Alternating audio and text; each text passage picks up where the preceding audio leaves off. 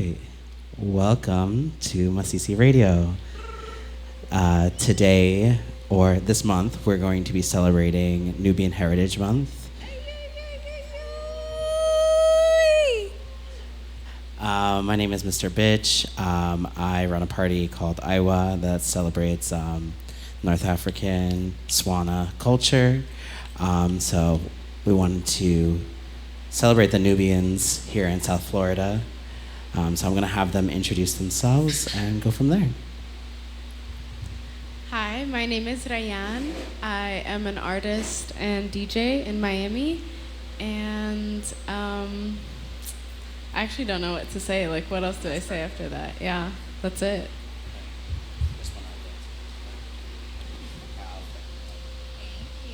Salam, I'm Gämer, or Gämer if you want to say correctly. I am a South Florida-based artist, researcher, and newly minted archivist. Shout out to the war.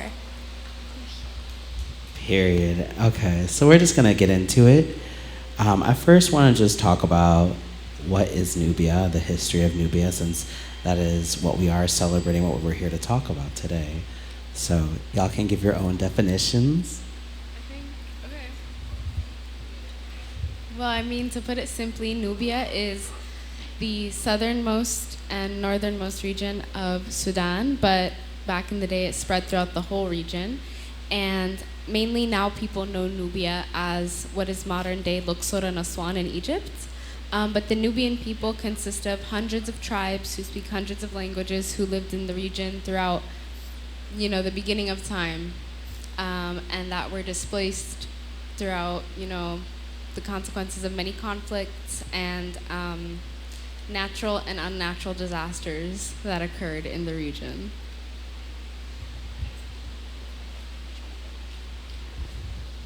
No, I think you defined it pretty well, and I think it's more fair for you to define Nubia than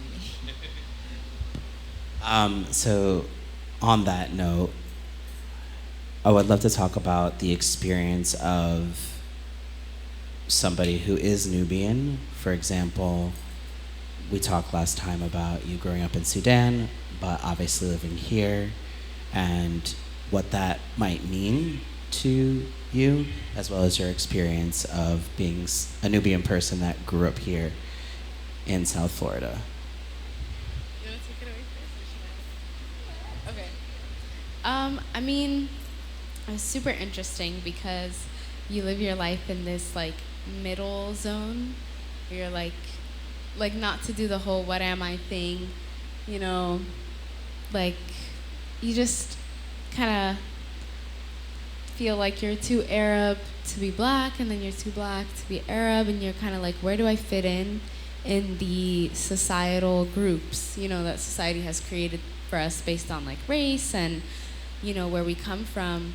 And it's so interesting because growing up, I felt like I would always claim Egypt more, just because that's what people knew. That's what my classmates knew when they thought of Africa. It's probably the only country that they could name in Africa. So I really just rode and claimed my Egyptian heritage for so long, not really, I guess, acknowledging or feeling bothered to acknowledge people on my Nubian heritage and what it means to be Nubian and how it relates. Or even explain, what Sudan is. People didn't even know what Sudan was when I was younger.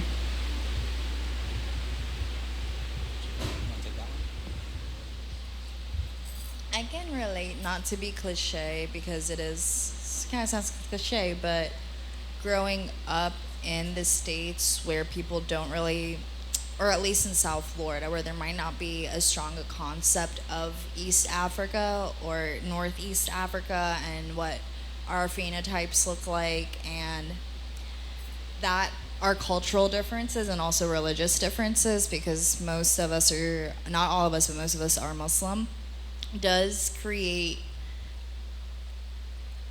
an idea of being black outside of the mold of blackness that people adopt here. So it is when I was younger, now it's just I'm a nigga and what about it? But when I was younger, I used to fight in middle school because it was an issue. or people didn't deem my blackness as black enough.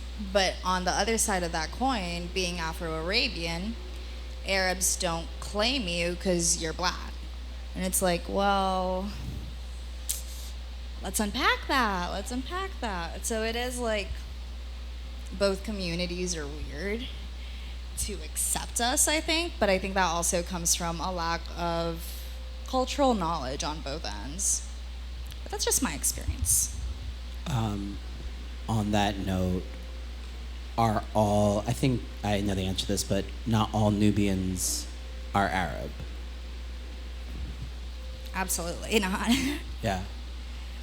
I saw you got excited too. No, yeah. Like literally, absolutely not. Because like Nubians existed before Arabs in the region. You know, like that's who's native to that region of Africa. And when you look at how like Islam spread throughout the region, it's a big reason why that region became so Arabized before even the political factors came into play. But yeah, most Nubians, they have their own language aside from Arabi that's really native to the tribes like Rotana. And so when you look at like Arabization in the Nubian like regions or the Nubian cultures, you see a lot of like interesting mixes throughout, like, who married who, what tribes intermarried with who, and how did they get there, how did they get to the regions where they even met. Yeah, exactly, to that note, where not all Nubians are Arab and not all Sudanese are Arab either. We're all African. So that's like our main central point of like identity. But there are over 500 ethnic groups in just Sudan alone. And from the northern Nubian tribes, there's 3 major ones as it is. So there are smaller tribes as well. And as Rayoonie mentioned, they have their own languages. There's still some popular songs and artists that only produce music in Nubian, and during some of the wars that were happening in the 60s and 70s in that region, soldiers from Sudan and Egypt were able to like get through interference from other forces by not speaking Arabic and speaking their native Nubian languages. But as you mentioned, there was a process of Arabization, which isn't really discussed as much in the Western world. We focus a lot. Can you talk about that, the Arabization? In the most gentle terms, yes. You can go full force, just for people who don't know what that term means. Well, that's a really good introduction to Arabization, because I cannot go full force as I have family in the region. Okay. So great introduction to Arabization. Arabization is one of the reasons why Arab culture gets confused with Islam. But as Islam spread out of the Hijaz region of Saudi Arabia, which is the westernmost point on the peninsula, the Arabian Peninsula, which is right across from Sudan and Egypt. So that's why there was a lot of trade back and forth between the Red Sea. And bless you. Rahamakallah. Rahamakallah. Oh, you said rahamakallah into the mic. But people want to you. Exactly.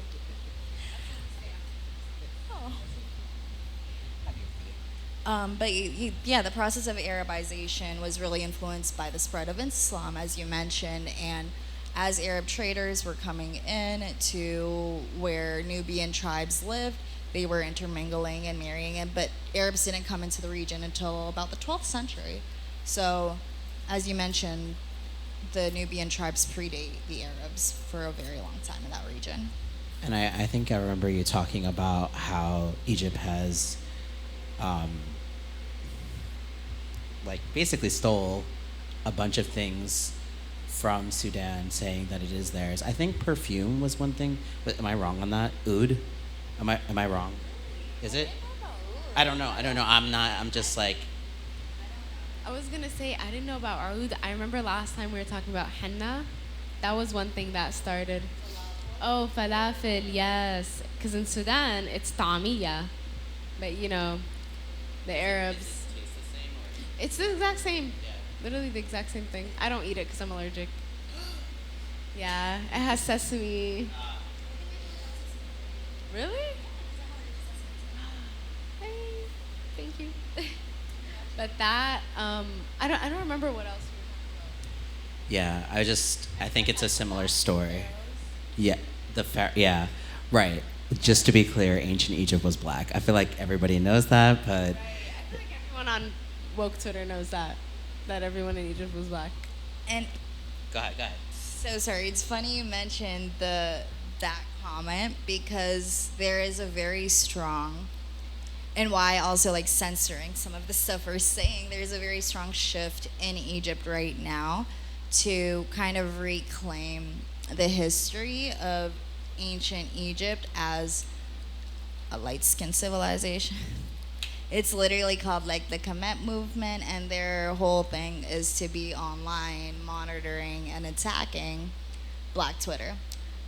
And why it's trickier to go about critiquing these governments than it is here is because there's like a required military service where people do learn certain things about tracking certain things.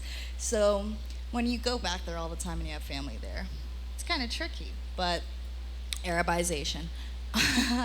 Again, the history of Sudan and Egypt is very interlinked, and we didn't separate, I think, until 1956. 54 or 56 was not until the Anglo-Egyptian rule of that region ended. It was President Jamal Abdel Nasser and some key Sudanese political figures, including Abdurrahman al-Mahdi, that were very key in the split of Sudan and Egypt. But because of that, as you mentioned, a lot of Nubian tribes had to face the consequences and being like caught up in that border.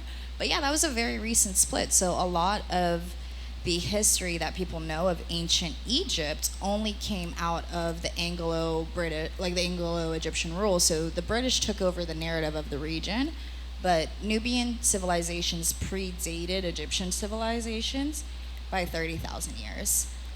We have way more pyramids, way more pyramids. Y'all did really nice ones too, but we have way more pyramids on our end. Yeah. Do you have like a favorite pharaoh? Like, is there any? I have one, but I feel like it's like the go-to, Hajipsu. Hajipsu. Well, she was like the first female pharaoh, and she was like such a bad bitch that they tried to bury her alive. Yeah, her cousin tried to bury her alive, and I don't remember. I think she did, but specifically when I was in Egypt in January, I went to Luxor, and I saw her tomb, and her like it was really beautiful. I went in an air balloon, and I was able to see the Nile, and it was literally one side was green and the other was death, and it was so beautiful to see, and it was very, very clear that the contrast of life and death, and you could see how the Nile really was fertile land for many people and gave them a lot of food and life. So yeah, I just also like that she was the first female pharaoh, and they like tried to like basically kill her, and she's like, no, actually I'm too much of a bad bitch. So, and her like the view from her I don't know if it's not called her tomb, but like essentially her estate, like it was looking over the dead side of the Nile to the life. It was a beautiful view. But yeah. There was something I wanted to say that what you said, it just verifies that current modern day Sudan, we are the descendants of what is known as ancient Egyptian civilization, because someone's cousin trying to bury them alive is Sudanese as hell. Really? And they're on the dad's side too. I don't doubt it. They're on the dad's side. Not the dad. Why is the dad the toxic one? My dad's side is cool though. I can't lie. We beat that stereotype, but there do be those evil aunties, bruh. The evil cousins conspiring. I see you, Amati. Ooh.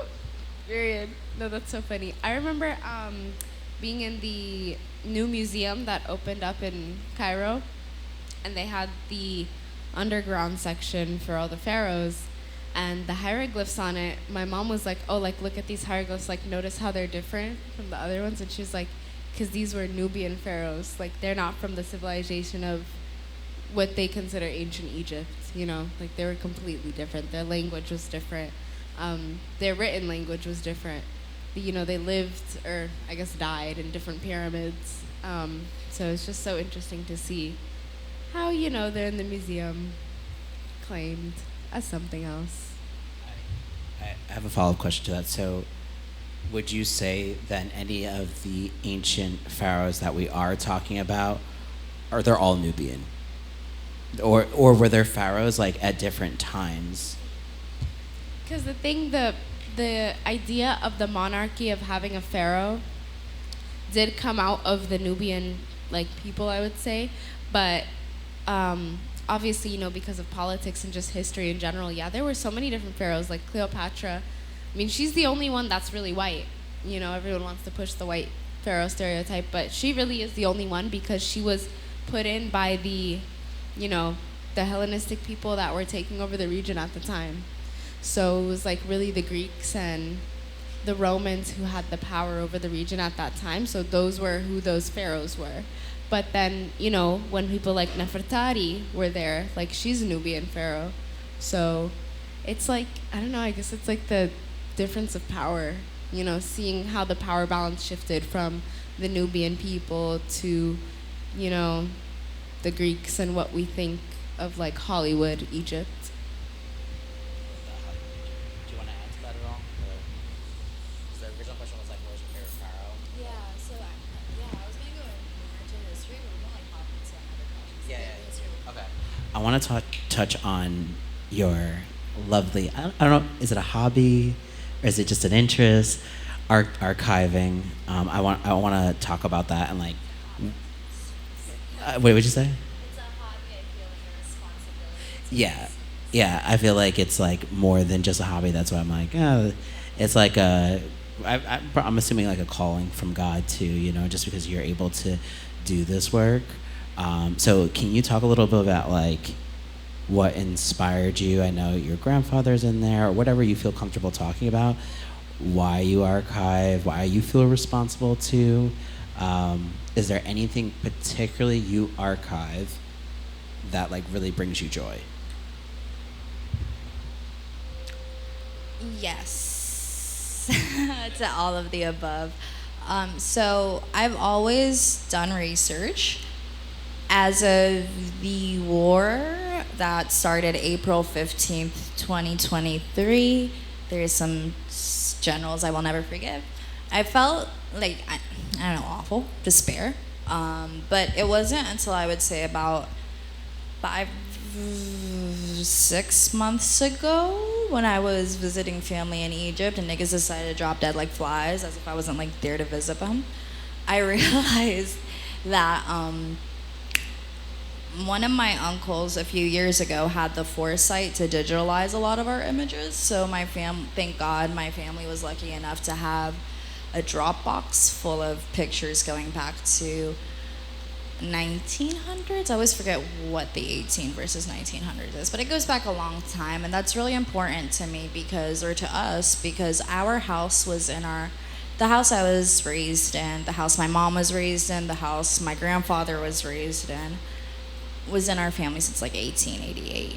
So it's been there forever, and that's why like when you guys were seeing the photos in my home, it was like the same checkered floor generation through generation because we were like in the same place for so long. But to lose that, and I know you definitely relate, Rayoonie, it's very hard to like, there's like, I think in being, and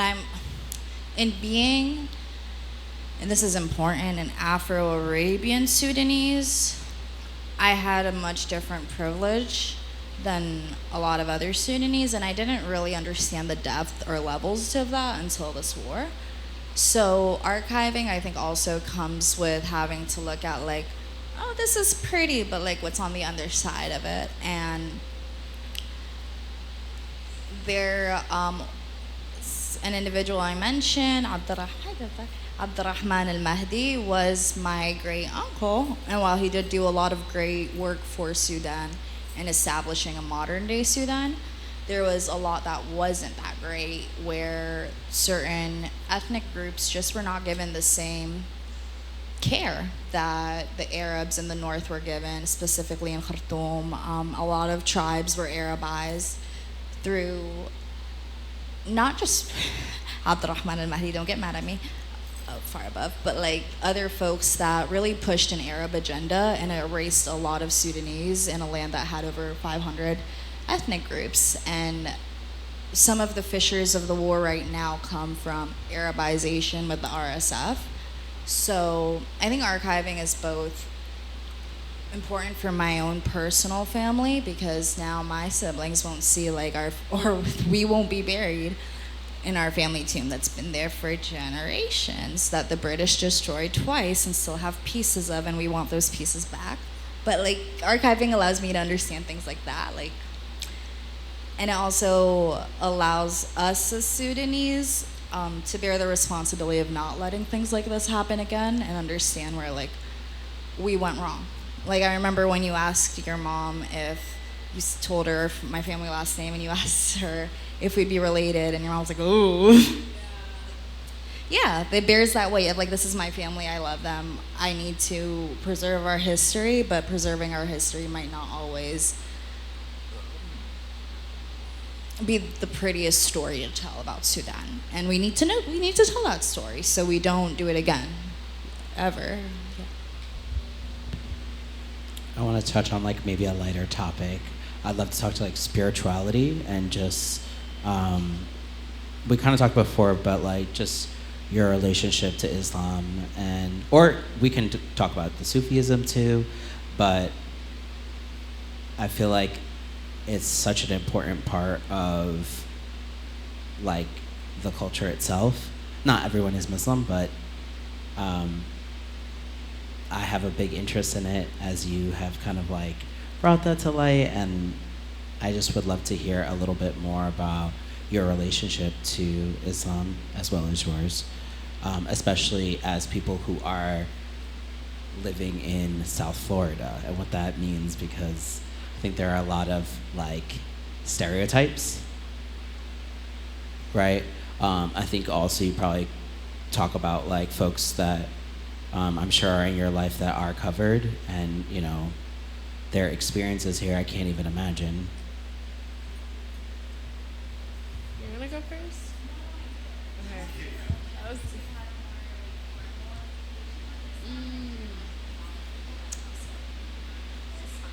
Really not, but thank you. No, literally. I mean, what is it called when they have like the spokesperson, Islam spokesperson here? No, I'm just kidding. But I mean, actually, what, a woman to be? No, the UK Muslims, I love y'all, were sent down by Allah to like police Islam, so you cannot be their spokesperson. The masjid aunties were sent down to police your hijab, because you'd be at the masjid and the auntie would be like, sister, your hijab. But I mean, no, literally, they want it right here at your eyebrow. It's actually kind of cute. It's really cute. No, yeah, but I mean, no, the glasses is giving it like a little poke. I don't know even where to start. Like, where do I start? What's your own relationship to Islam? Let's start there. Okay, well, I was, I guess, born Muslim. I was raised Muslim. I went to a private Islamic school for like 4 years in high school. Not in Broward, but in Tampa. Yeah. But they're basically like the same thing as the ones here in Broward. And I did like wear hijab to school and stuff, but it was, I mean, it was a cool experience. Like, I'm saying it's like a cool experience overall, but like, obviously, was there racism? Yes. Like, were kids saying the N-word in class and they weren't black? Yes. Did they say that they're African and they can still say it because they're African, but like low-key they're Egyptian and also they're Jordanian and they don't know that Jordan is not in Africa? Yes. So it's Are like, those the Arabs by any chance? oh yeah, always. Oh, okay. Just to clarify, it was the Arabs being racist. It's just so funny too, because there was like this. I feel like there were like 4 black families in that whole school, and like another one was Sudanese, but there's just like a lot of things that I felt like, even there I felt like I wasn't Arab enough, but I did learn more about like my own culture and like being Sudanese, I guess, through knowing people and having that community. So having that community was very nice, and honestly I love Tampa because of the Muslim community. It's so big and it's like growing every day. Now we have a Yemeni coffee shop. South Florida doesn't. So yeah, we have a Qamaria, and it's so good. Well, actually it's kind of mid, but oh really? Oh, cause Qamar. Aw.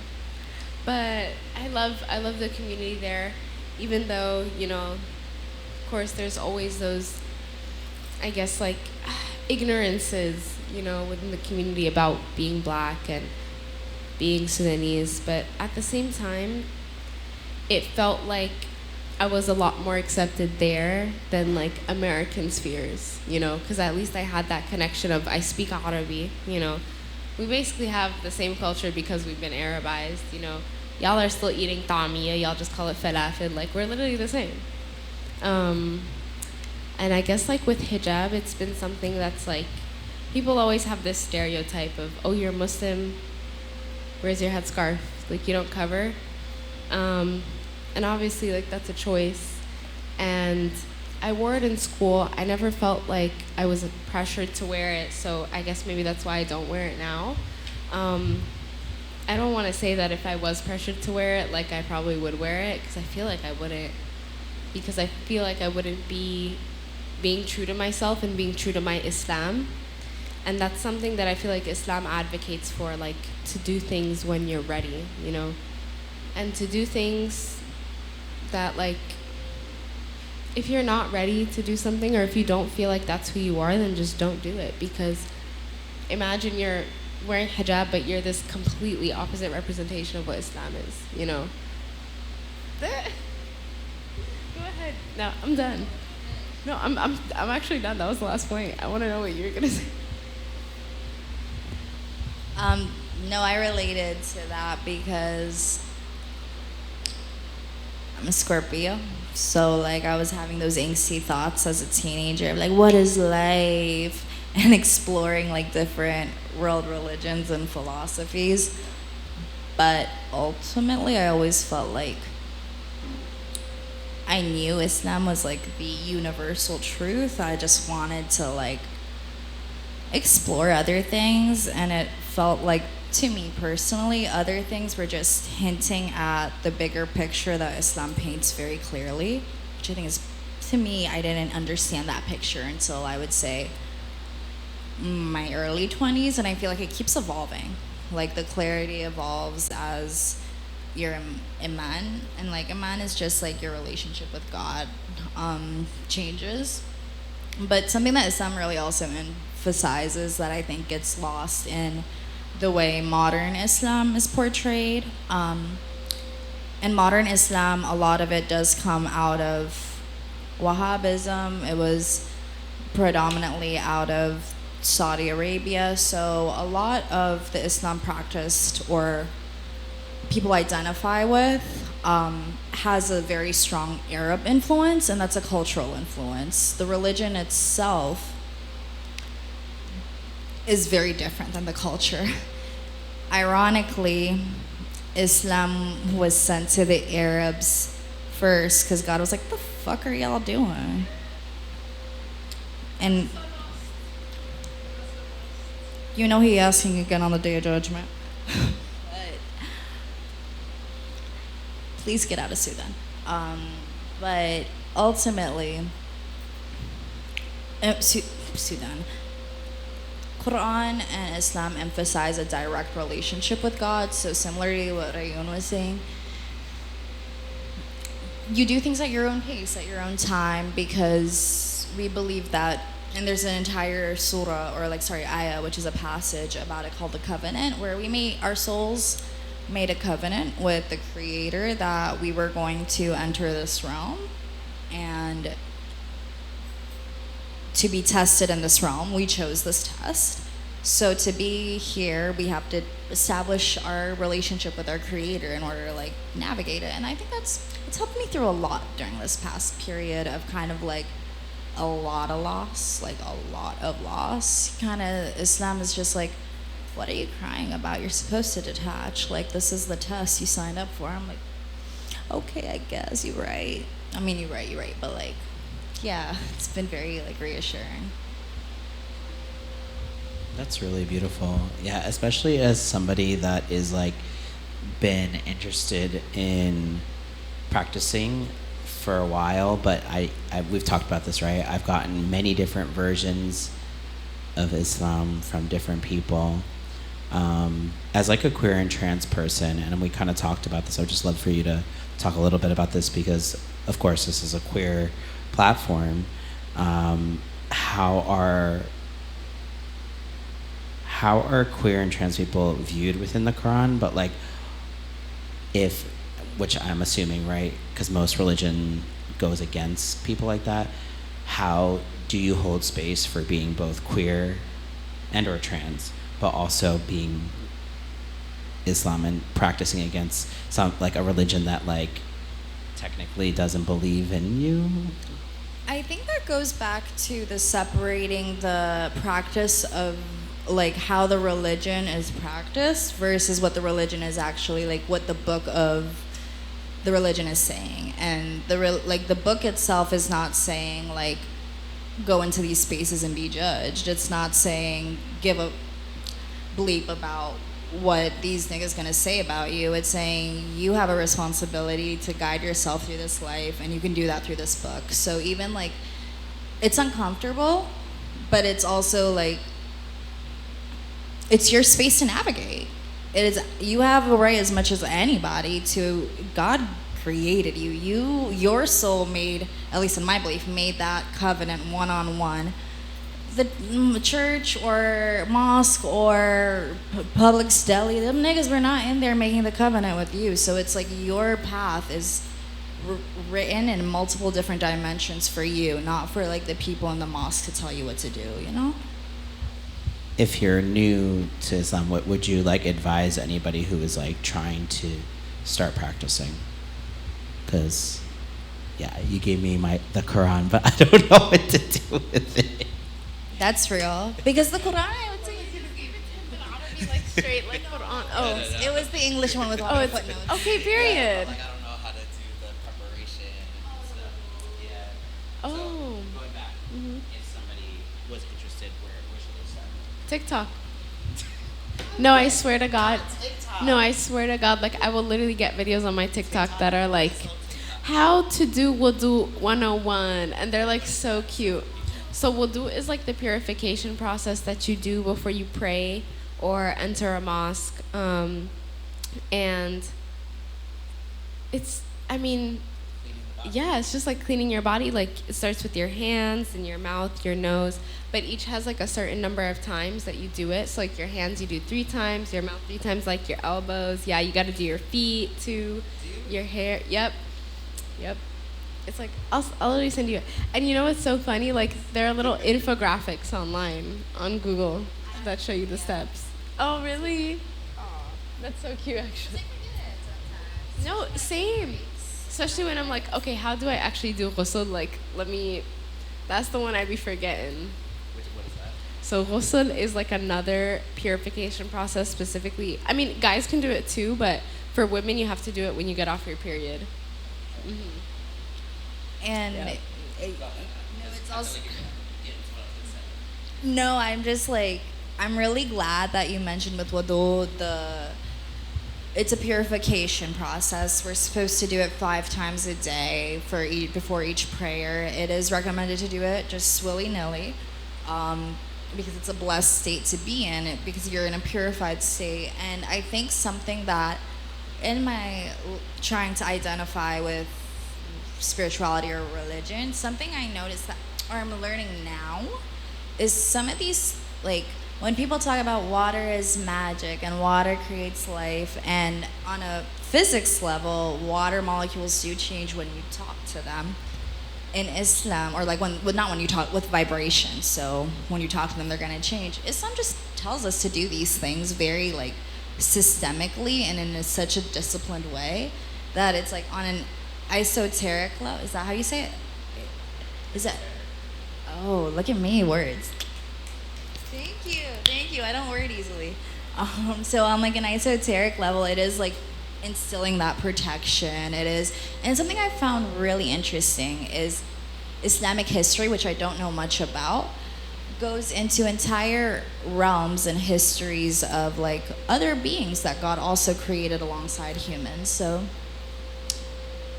I don't know if that answered the question. There's just so much to dive into and so cool. Shall we go through the items that are here? Yeah.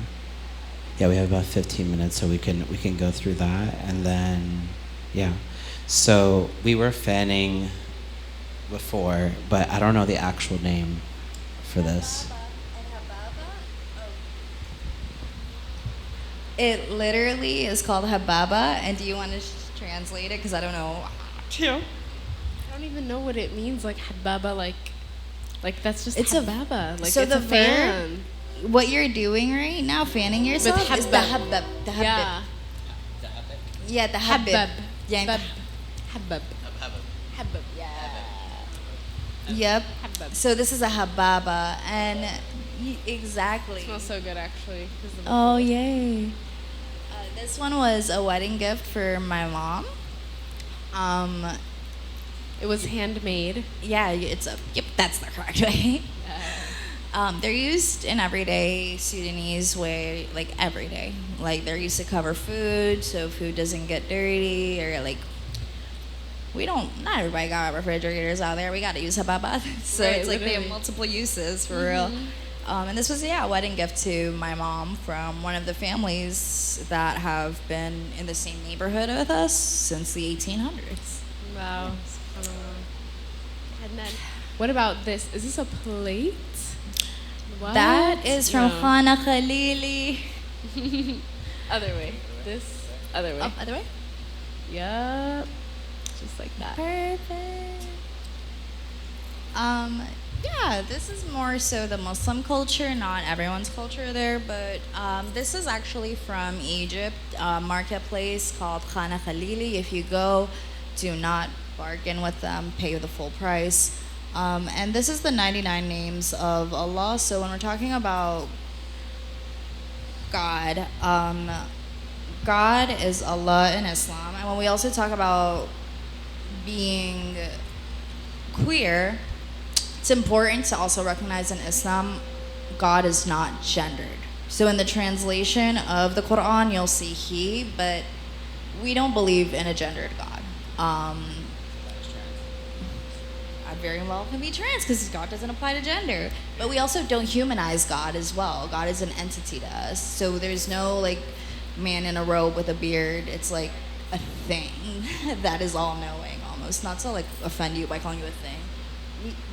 And there's 99 names, so I do not call Allah a thing, actually. Astaghfirullah. But the 99 names, all of them actually do have, if we want to again get into like the metaphysics of it, vibrational qualities that when repeated a certain number of times, because numerology is also numerology is super important in Islam. That's why there's 99 names. You repeat things a certain number of times, like with the purification or even in the ritual prayers. So yeah, on like an esoteric level, Islam purifies you, and the 99 names are just beautiful. This was again made in Egypt. Even on like a language level, like every name of Allah corresponds to a trait. So you have like Ar-Rahman, Ar-Rahim, which are like the most merciful. Ar-Rahman, Ar-Rahim, Al-Malik, which is like the king. Yeah, Al-Quddus, Al-Salam, Al-Mu'min, Al-Muhaymin. There's so many, you know. I remember like we had to memorize them for in Islamic school, so they're kind of all just coming back to me now, like as I say them in order. SubhanAllah. Yeah, it's crazy. Yeah, alhamdulillah. there's one last thing I want to say on the 99 names. As someone that like have such bad panic attacks and anxiety, I have done a lot of medications and therapies. But something I recently learned is that there is certain like names of Allah, like a Jabbar, which means like essentially like the one that creates a path forward. So like repeating these certain names has brought me way more calm than any like over the counter prescribed medication or like therapy session. Oh, I will like yeah, like you just even like the sabbih all the time, like there's like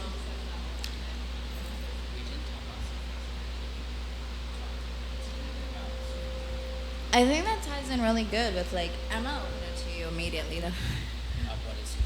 Well, I mean, Sufism, I don't really know so much about Sufism, but I know the basics, that it's kind of the combined mysticism of, like, you know, the overall concept of Islam and the mystic faiths that are more, like, native to the tribes that were in the region. So when you think of, like, kind of like Santeria and Voodoo. That's what I was gonna say. Yeah, it's kind of that same, but I feel like people also have that like they associate the witch kind of black magic thing, an image on it, and from like how I've tried to understand it, I don't think it's that, but I don't know so much about it, you know. I think even in Sudan, a lot of us don't recognize, because when I've asked like growing up, like, are we Sunni or Shia? Because I only learned that distinction thanks to the Western school system.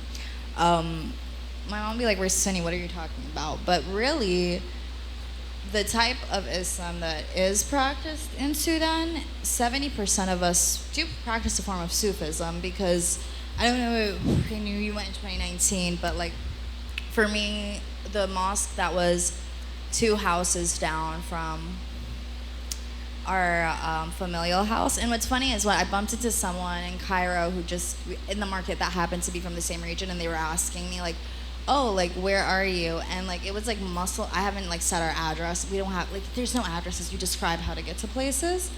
And it was like muscle memory. I was like, it's not coming to me now, but I like knew the road, and I was like, Sheikh Gharib Allah, Jama Sheikh Gharib Allah.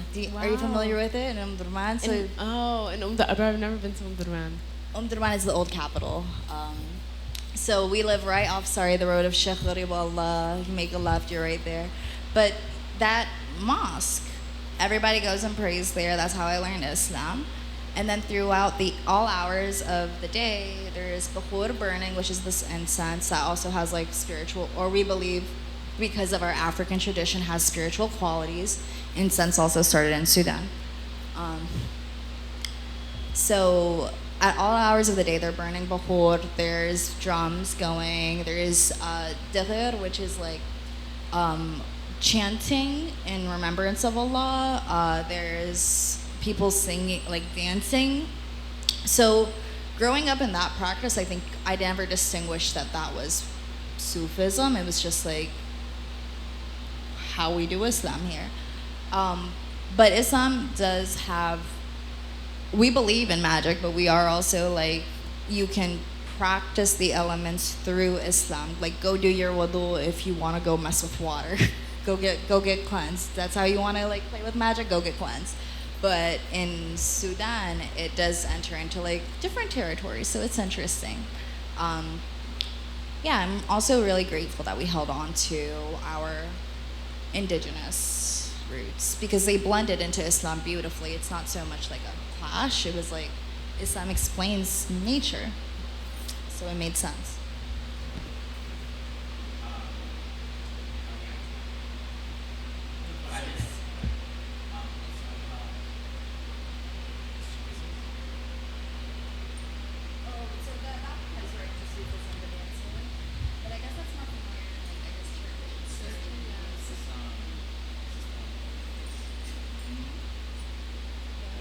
Put it on. Yes. Ayun. Arus. Oh my my god. Wait, and then you have to put this like right on your nose. There you go. And like, what is this? I think it's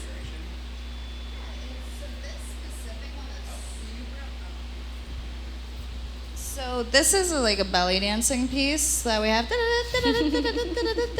Aywa. yeah. Aywa. See y'all on the 31st.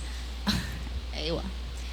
Belly dancing also originated in Sudan, and a really cool fun fact is there like images of belly dancing during the time of Al Faraon, which is like of the pharaohic era. And the belly dancing images are exactly what Sudanese brides, because we have one day that's dedicated to the bridal dancing ceremony. It's exactly what we wore up until colonization. You know, that I get just the skirt, which it would be a face covering, exactly like what you were wearing, and just a skirt. And then we would have an entire day to the belly dancing ceremony, and I'm really excited for mine. I've already started planning in my head. There's like props, there's decor, because every dance tells a story. Aww. Yeah, it's like stories of the Nile, stories of like fertility, and it's belly dancing was never meant for a male gaze. It was never meant to be erotic. It never starts off that way. And then this little guy, I don't know what they're called, but it's more native to like Syria and Turkey. They're like the dancers, and their skirts are like really big, and they, you know, make the pattern. Yeah, it's so hard to find like a Sudani dancer because our Arab. skirts just aren't. Because Aib. For the like for us at the Sheikh Gariballah at that mosque, we had like they typically dance outside and so they spin because the spinning is a part of the Sufism or like a Sufi practice. It's like in that mysticism of getting closer to God, but we don't dress like that. It's just Wow. the practice of the spinning we do. That's so interesting. I didn't know that. I have like two more questions, and then we're gonna close out. We briefly talked a little bit about some of the common threads between Sudan and Haiti. I think I remember you telling me the flag, or there's a flower. I'm gonna The say it wrong. hibiscus flower. The hibiscus flower, because the hibiscus flower is on the Haitian flag. No, they're both the national flower. Like, Okay. it's the national flower of Sudan and Haiti. And oh my god, we also share an Independence Day, January 1st. Yep, and I think they're like in studying, and I only know surface level. I would love to dive in deeper, but studying Haiti's history from hi Papa, from the revolution to now, and also what's happening currently with Kenyan police in Haiti. There's a lot of the parallels between Sudan and Haiti are immense. I actually have a whole like PowerPoint on it, but there's a lot of parallels. And what I find interesting with both our peoples is we're connected to the water. We're people of the water and that need the water to survive. We're connected to the water, and I feel like that plays a role in our stories. And I'm done.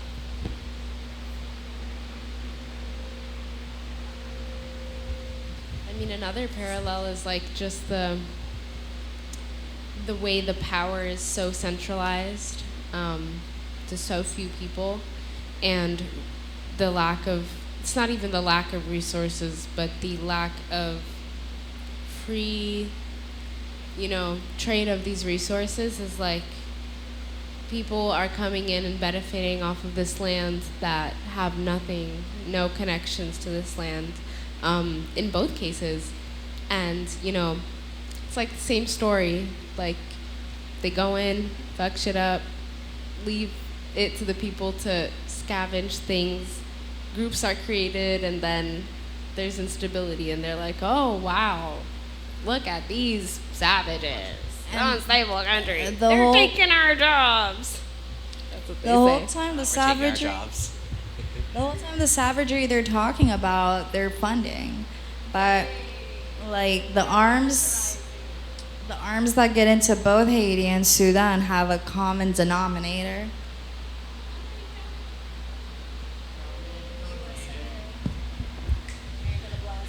Last thing. I think it's important for folks, while we're saying like free Palestine, Sudan needs to be in the conversation as well, especially since. Absolutely.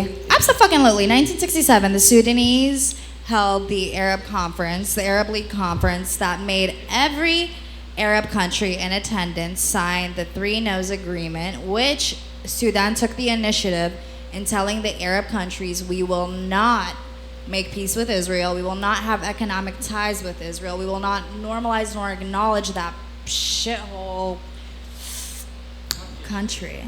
Sorry to quote Trump.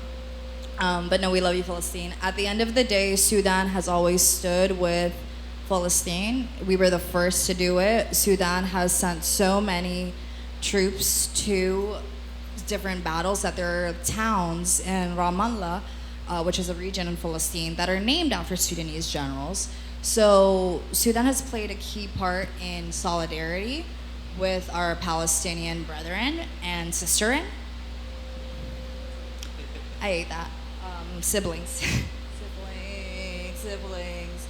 But at the end of the day, the racism in the Arab communities has drowned out any advocacy for Sudan or respect towards Sudan, which is devastating to see, because outside of just, and within like a call out to the Arab community itself, for the past few generations, Sudan has been the breadbasket of both Africa and the Middle East. Like, y'all would not be here if your ancestors did not eat Sudanese food.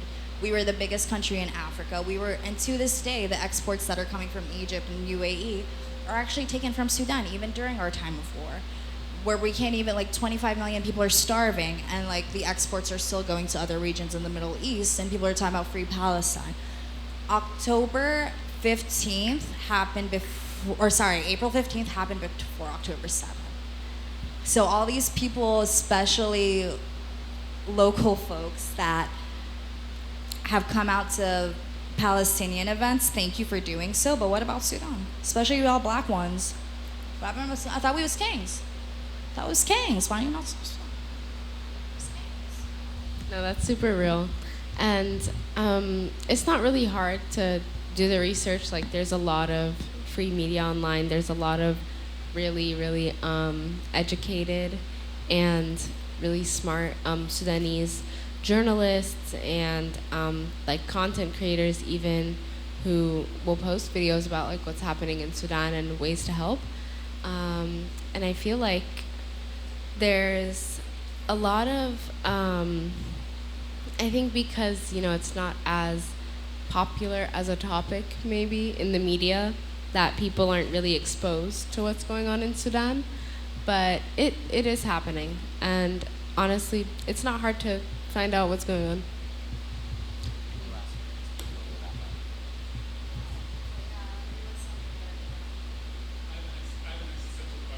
Oh, period. Do you want the mic to ask it?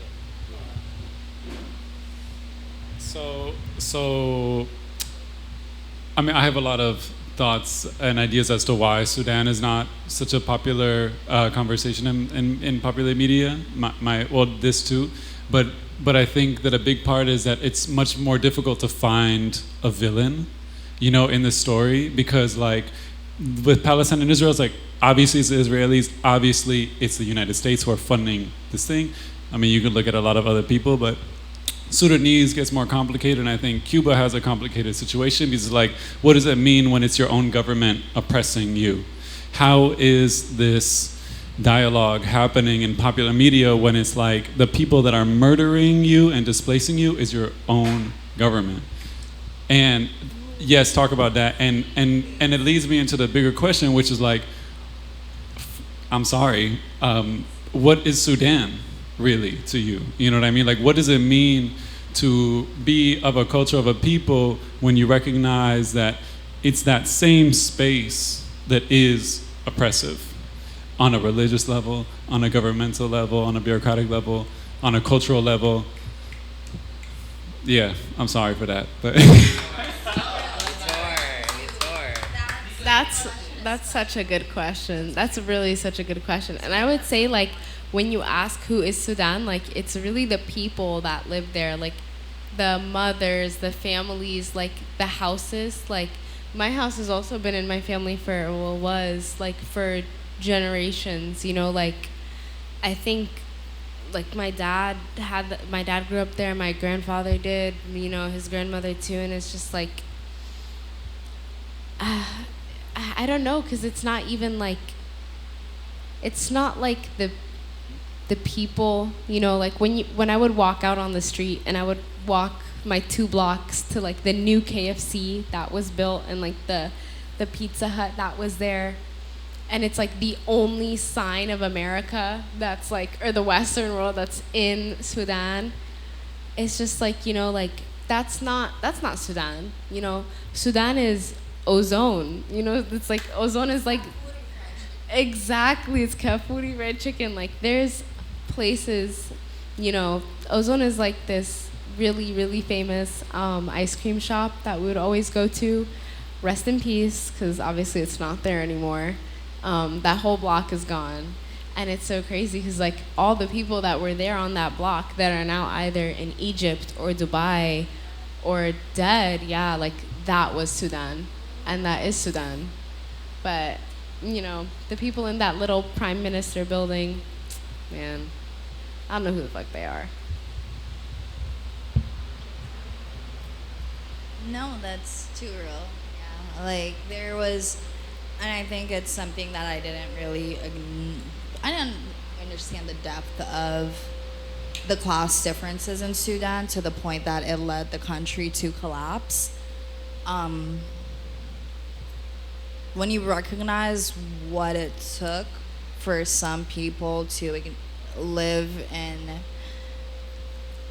the comforts they did, it's like, shit, that comfort was never fucking worth it, was it? Like, it was not worth 30 years of genocide in Darfur. It was not worth the Nuba Mountains in the east getting bombed and then their history being written out of the history books that were taught to the Arab kids, so they don't even know that the Nuba Mountains are being genocidally erased.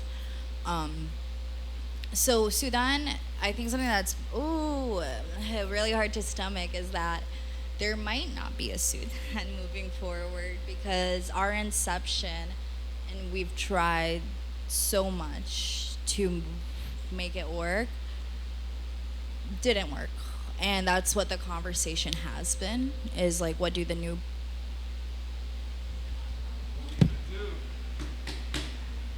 Fucking morbid to end off on. So sad.